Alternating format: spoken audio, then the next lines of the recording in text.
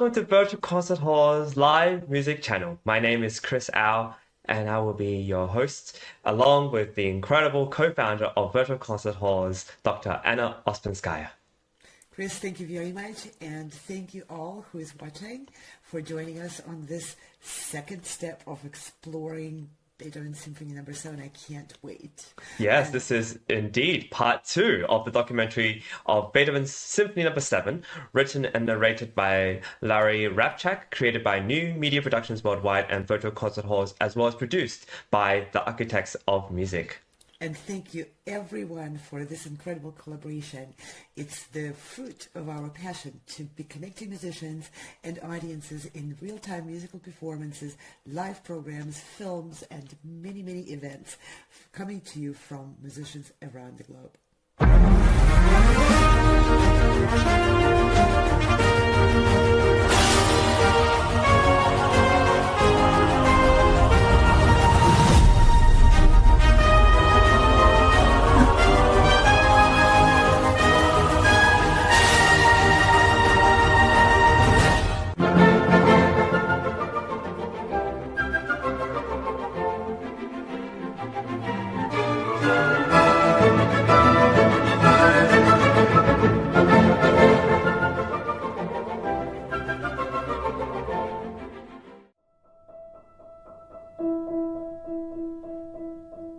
And Beethoven, musical master of the universe, muses on the nature of matter, the interaction of molecules that creates energy and motion. Isn't that what we're actually hearing, experiencing in this passage, in the space around us, as these fragments now begin to coalesce into an atom, a cell, a unit of energy? Two of them together. And if they now link together into a chain of atoms, they might split into new divisions or partials and split again. And new life might emerge, possibly in the form of a sprightly animated melody.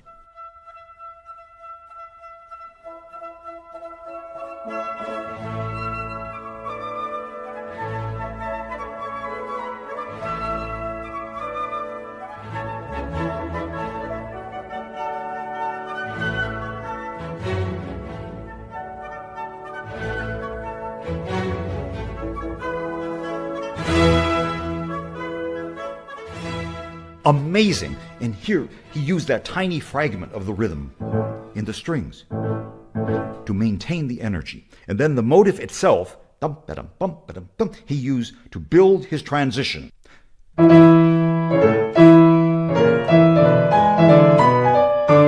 the dominant chord of E, and away we go.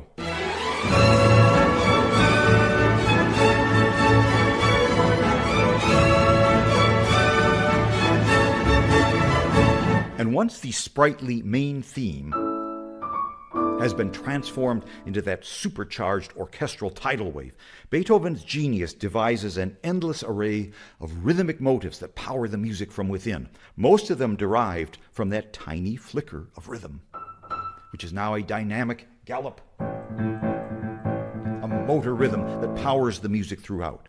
Beethoven now extracts a piece of the theme. Just that. He suddenly pulls the volume back and he builds this motive, like so.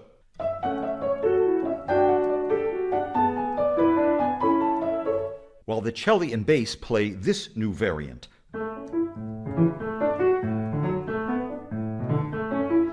leading to this outburst, which sprouts a new version of the theme, now in the key of C sharp minor. With this new bouncy accompaniment underneath. Here is this entire sequence.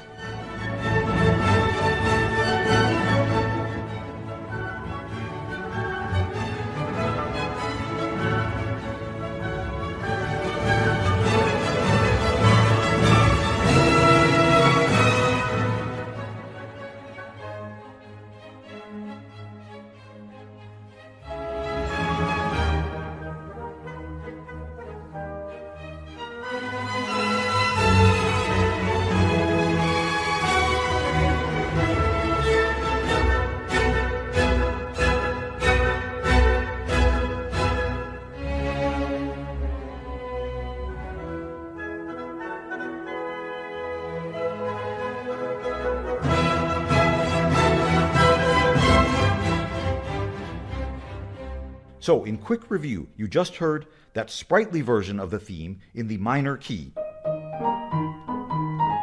It leads to E major, which is the dominant key for the secondary theme. It's very vigorous, with brilliant cascading counterpoint in the strings. But if you play it slowly, this theme and its bass line are built on a series of Baroque-like appoggiaturas and suspensions. Here's a suspension. Here's another one. Another one. It's actually rather expressive if you play it this slowly, but that's as close as we come to a contrasting lyrical theme in this movement. Then you heard that decisive figure of 2 eighth notes together.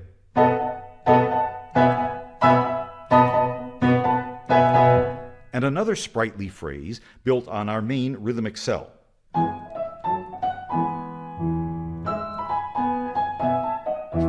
Moving directly into C major now, all rhythm, dum-ba-dum-bum-ba-dum-boom, and C major triads.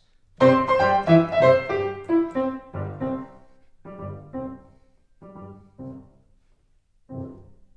now this sets up another section, suddenly mysterious, and most likely using diminished seventh chords, and a fragment of the theme in the oboe, and miles below the double basses. All the time, the first violins are playing the first measure of the theme, which now builds, while the fragment underneath is in the bass, into a huge burst of E major, all of it built on the rhythmic cell. That spooky Neapolitan chord. And now, the closing passage, for which Beethoven does not write a new closing theme. He uses the main theme in the dominant key of E major. And the cello and bass respond, while the second violins and violas dig into this driving flamenco-like rhythm, and a full orchestral E major scale.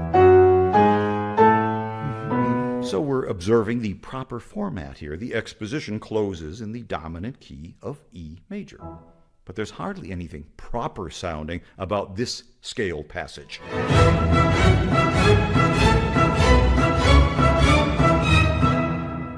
So let's back up now to that mysterious diminished passage with the pathetic little oboe in dialogue with the double basses, and listen to Beethoven's unbelievable control of the cosmic forces he has unleashed.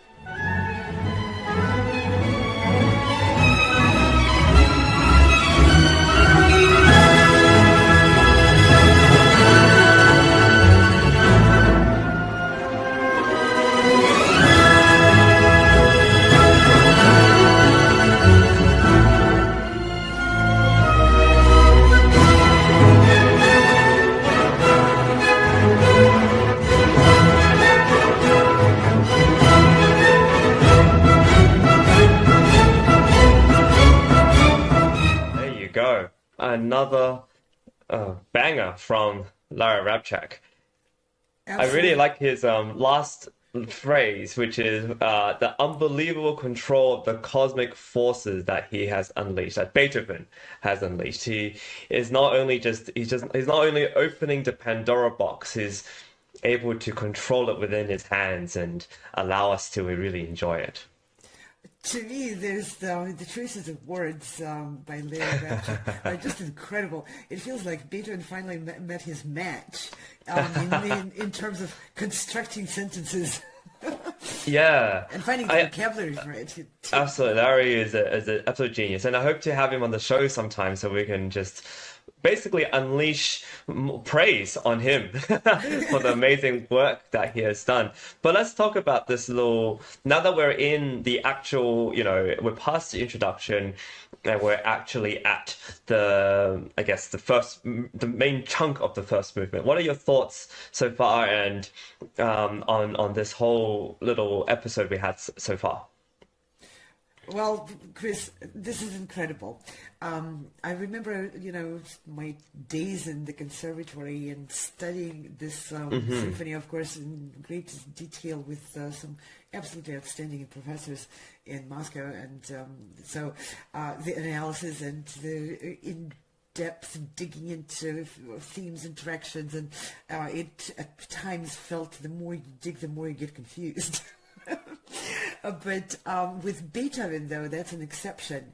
Incredible architectural clarity of mind. That man is just stunning. How the elements complement each other and grow with each other. And it seems like really Beethoven is one of those absolutely architectural architects of the music, where the elements are positioned based on the bird view of the overall master plan for the journey, for the story of the symphony.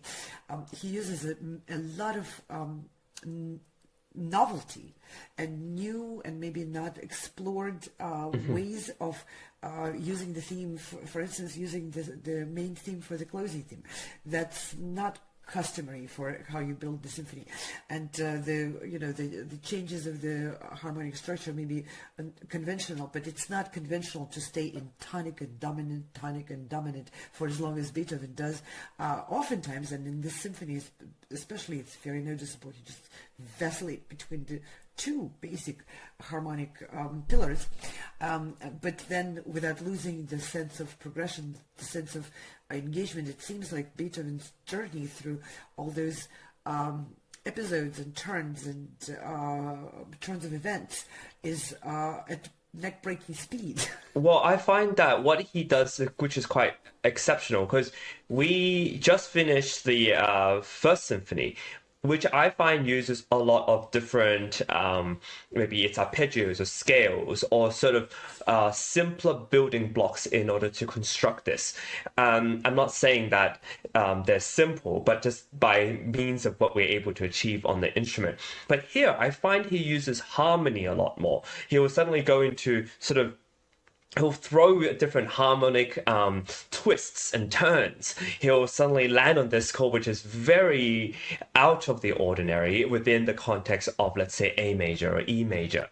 And then he'll find his way back. And I think there's something maybe, cosmic about it, that there is a lot of just perhaps nuclear gamma rays and other things that are thrown into the mix when you're of this kind of magnitude of cosmic, the cosmic world. But what I find is different, exactly, is this, and what I would like to ask you about what you think about these sort of harmonic twists and turns that he uses. Well, my favorite one, of course, is landing on that E at F major. So, that's definitely my favorite moment in the air of a disruption. And also, I find it very insightful of Larry to point out how Beethoven goes into the harmony being as the focus of the storytelling, and then can suddenly make a big turn and twist and just land on one note. And by that, really draw our attention to the heartbeat of the music and focus on the rhythm. You know, how do you really make the focus? The rhythm is always in the underlying motor, the underlying engine of the music progression. Music unfolds in time with the rhythmic pattern. But here we are purely and solely focused on the birth of the rhythm for the entire movement of the symphony. Yeah, I think it's something, I really like what you're saying there in terms of the rhythm, because I think the rhythms are sort of the molecules in which this piece is, this whole universe is being constructed. But what is really fascinating is when you have this motoric sort of bump, ba-dum, bump, ba-dum, bump, ba-dum, bump, and then you stop it, or you change turns and you bring it back to bop, bop, bop, bop. There's you feel like you're being driven around, and suddenly you're flying and soaring, and then you're back onto the train again. There's this sense of, even before probably aircrafts were being invented or constructed, there's this sense of soaring and then landing and then back into the it's a wonderland. It's being on a roller coaster.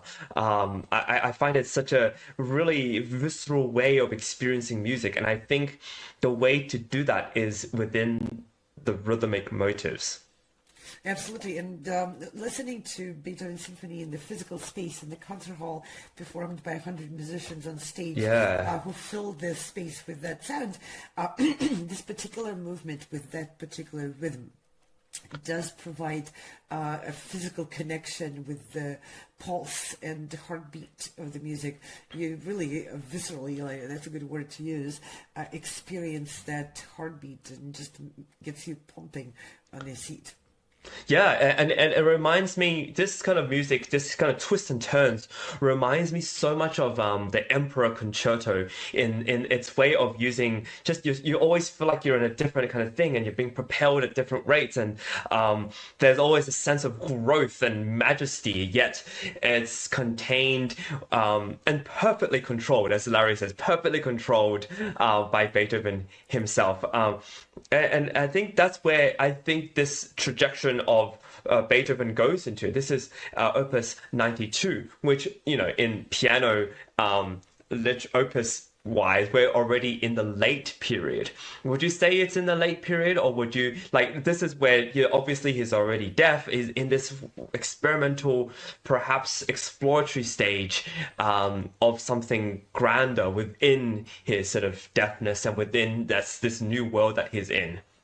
Well, definitely at that period, Beethoven is very much immersed in philosophical exploration, philosophical eternal humanity questions, and maybe not necessarily finding or even looking for the answers, but definitely finding that space, that area of exploration necessary, important. And he was hit by many tragedies, including turning deaf at that time. In parallel with the piano literature, sonatas in particular, I always find that Beethoven, even though every sonata is a masterpiece, completed, finished, polished, and so forth, still the piano literature, his piano output, is more like a laboratory of looking for language and elements in service of his symphonies. I'm sorry, pianists, myself included.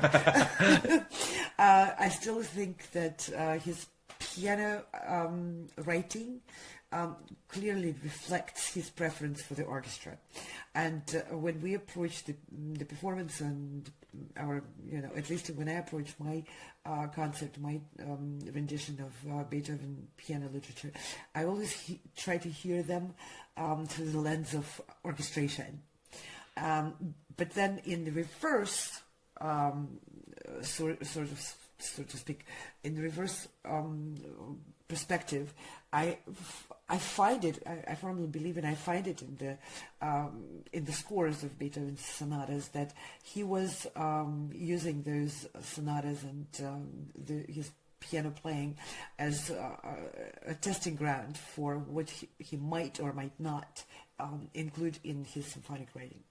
Yeah, I think he was such a brilliant pianist and obviously composer, that sort of the first stage, I guess, of experimentation would be the piano, and then maybe the second stage might be something to do with the string quartets, because he did write a great number of them, and they become such an important part of his literature as well. And then ultimately, from the seventh we bounce to the eighth, and of course the ninth, which is sort of this magnus opus of his, and that he's not even done yet. There's still all these others, still the Missa Solemnis, there's all these other pieces he's written afterwards. So I think with Beethoven, what we get to really experience is greatness, but at all times, it's back to the molecular little thing. I want to bring this whole episode back to this rhythmic motives, because you see this from the beginning. It's really, he's attached to using rhythmic motives rather than, I guess, melodic motives, more rhythmic motives with some melodic elements that then become the sort of molecular structure on which his universe is being built, and then harmony and sometimes melody. Yeah, I mean, and not to give it away too much, but the second movement of this symphony definitely has a lot of that same, I guess. Idea in mind, this concept of using rhythm as a grounding point where everything else grows. And The wow. rhythm is the energy of Beethoven's writing. That's absolutely my opinion as well. And given his philosophical explorations, his beliefs, and his interests, rhythm clearly represents the energy of the universe, and the energy being the beginning of the matter. So. Yeah, and with that, I think there's a great quote to it. The rhythm is the energy of his music, and the rhythm and the energy of the universe. And well, let's end on that great note, hey? That's right. Let's give our team and collaborators, New Media Productions, virtual concert halls, and architects of music, as well as the incredible Larry Rapchak, a big hand. They are instrumental, pun intended, to all this that has happened. And we're really glad that we have this to dissect and to comment on. This is the easiest part, I would say, of the job compared to everything else that's been done. That's right. We would like to invite everyone to continue your own explorations and discussions of which you might take away from those programs with Larry Rapchak. And you can watch us on any platform, whichever one you prefer. Subscribe to our channels, and you will get a notification when the next episode of this program or some other programs is coming live, and you can participate by sending us a message, leaving a comment on your favorite platform. Check out our Music and Musicians daily live show. We present artists, concerts, educational musical film projects, and if you want to be a part of it, like these wonderful organizations whose logos you see on screen, these are all run by great people who participate in our programs and collaborate with us. So if you want to join this community of great musicians and organizations around the world, don't hesitate. Please send us a message, contact us, propose your project, your ideas. We are always open and very interested in what you have to share. Yes, thank you to our sponsors, our supporters. I want to thank you today for joining us. Please like and subscribe and comment if you have any suggestions. Join us on this incredible journey of the Beethoven Symphonies titled The Magnificent Nine. And with that, we'll see you next time for part 3 of the Beethoven 7 documentary series. Bye for now. Bye.